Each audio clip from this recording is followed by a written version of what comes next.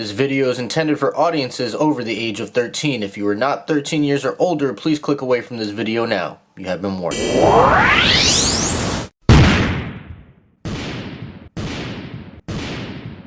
What's going on, you guys? It's your man James, aka JP, back again with the Toy Room, and today we're going to be I guess reviewing Disney Plus. It's been out for a little over a week now. I've been using it extensively every day. You guys can see my Disney Plus shirt that I got while I was at Disney last week, and I just want to kind of give my thoughts and opinions of some of the pros and some of the cons that I've noticed over the use of it over the last week. So we'll start with the pros, and I mean, honestly, the service is great. There's tons of things to watch. The interface is pretty easy to use, pretty simple. I do like the amount of different profile icons. I know it's something that doesn't really make a difference, but it's something I like.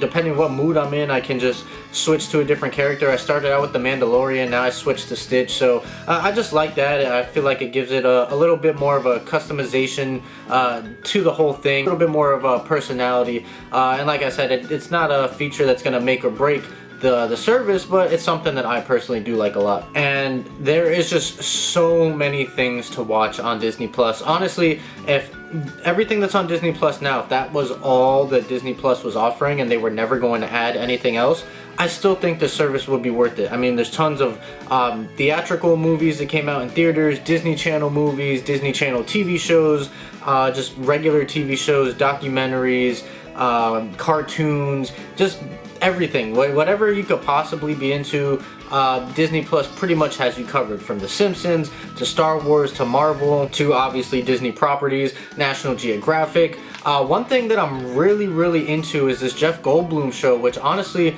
I wasn't a big fan of it going in. I honestly wasn't even going to watch it, but because one of the YouTubers that I watch, Cousteau, or Jock Slade, he's got a couple different names, but he was on the first episode of the Jeff Goldblum show, so I actually decided to watch it, and I surprisingly like it. I didn't think I was going to, but it's actually a really interesting show.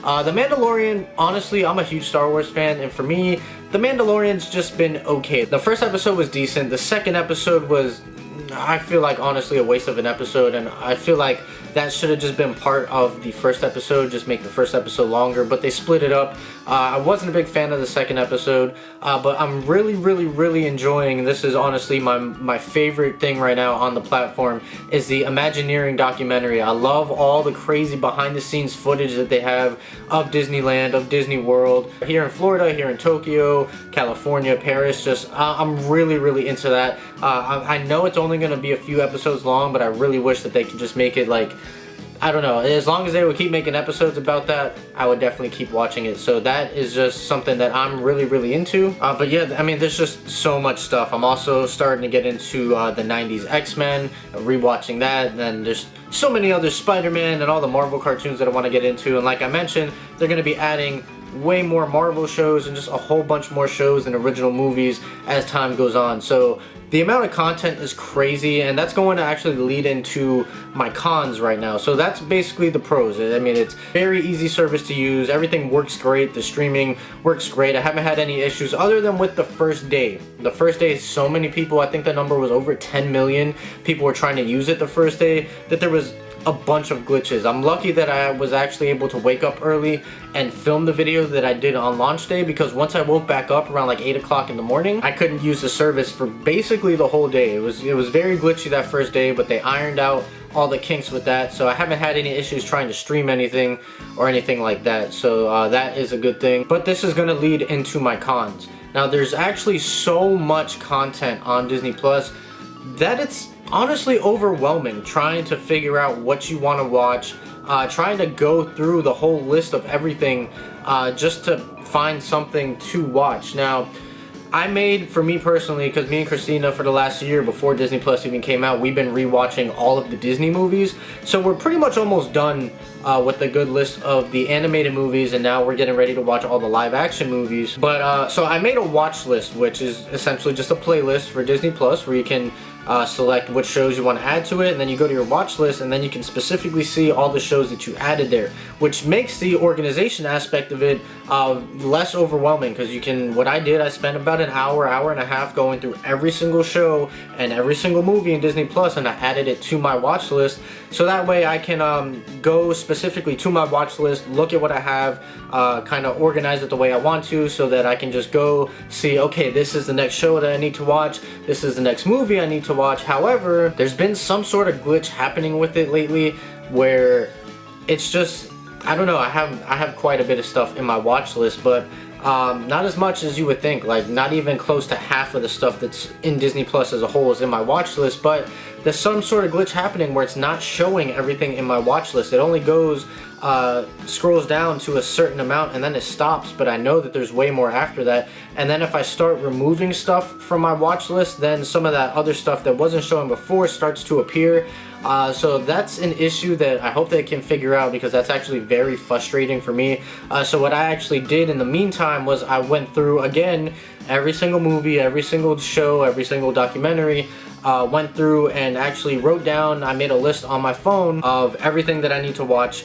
So I basically have the watch list just written in the little notepad in my phone, because like I said, the watch list on Disney Plus hasn't been working, and that's really been a big issue for me, and I hope that they find some way to fix it, that they can pinpoint what the glitch is and take care of it, because honestly that was a really great feature that I actually really liked. I really used it and would use it continuing to go forward, but as of right now it's non-functional at the moment, so that is a big letdown for me. It's not a deal breaker, but it is a letdown, especially since it was working flawlessly day one, or I guess like day two, and now it's not working. So hopefully they fix that. And one other thing that is kind of an issue is you can go see all the movies and you can go see all the TV shows in the top right corner, then you can list all of them in alphabetical order.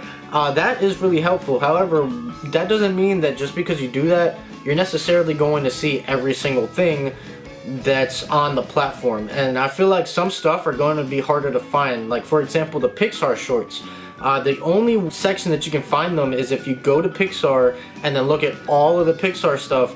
That's the only place they're going to show up. They don't show up in the movies, they don't show up in the TV show section. So there's stuff like that that it's not really classified as a movie, not really classified as a TV show, that it's just kind of hard to find, and I feel like does get lost in the Disney Plus I don't know, universe or sphere, the app, whatever you want to call it. It gets lost. Stuff like that is going to be harder to find. Like I said, the Pixar shorts, the only place that I've been able to find them is if I specifically go to Pixar, or if it shows up in like a recommended for you thing. But I don't feel like that algorithm works really too well, but it could also be because, you know, I've only been using Disney Plus a week, so it's still, the algorithm's still trying to adjust and learn to what I like to watch. So that could be, you know, why it's not too accurate. So we'll see as time goes on if that algorithm and the recommended stuff and all the stuff that pops up on the homepage kind of adjust and better suits the stuff that I like to watch. And the last and final thing that I will say that actually really does bug me. Now with Netflix,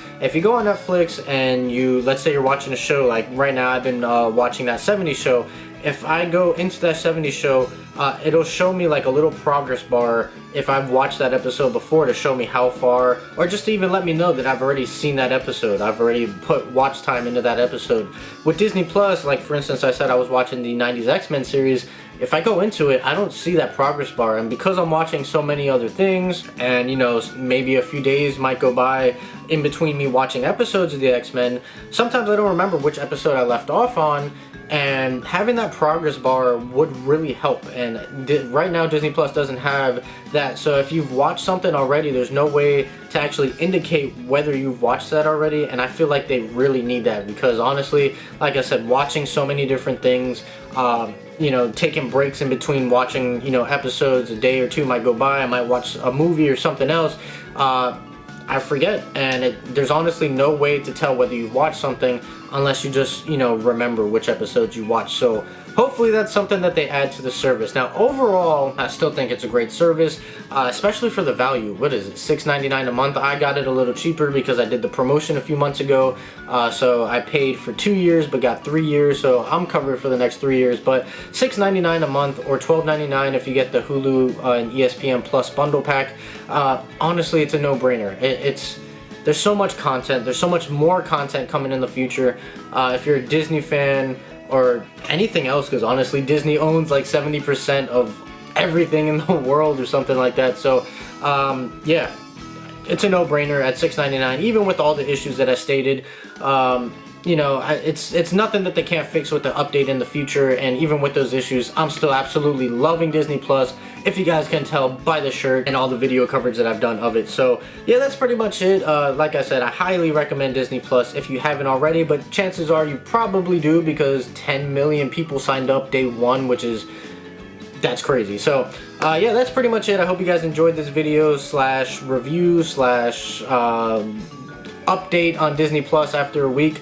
If you did, make sure you like, comment, and subscribe. Share this video with your friends. Be sure to follow me on Instagram. That link's in the description down below. And also, this is really important, I need you guys to go, if you are a fan of this channel, go subscribe to my second channel. That link's in the description below.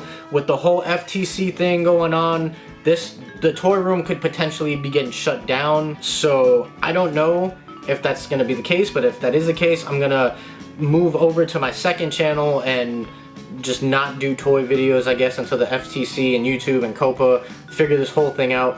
But please go subscribe to my second channel, because I don't want this channel to get lost in January and then I have no way of communicating to you guys, and now I gotta start from scratch with my second channel. So hopefully that doesn't happen, but I am taking precautions in case it does. So like I said, description below for my Instagram, for my second channel, all the information you need down below. And that's pretty much it. I'm gonna go ahead and get on out of here. So as always, guys, stay tuned for more, and I'll see you guys next time.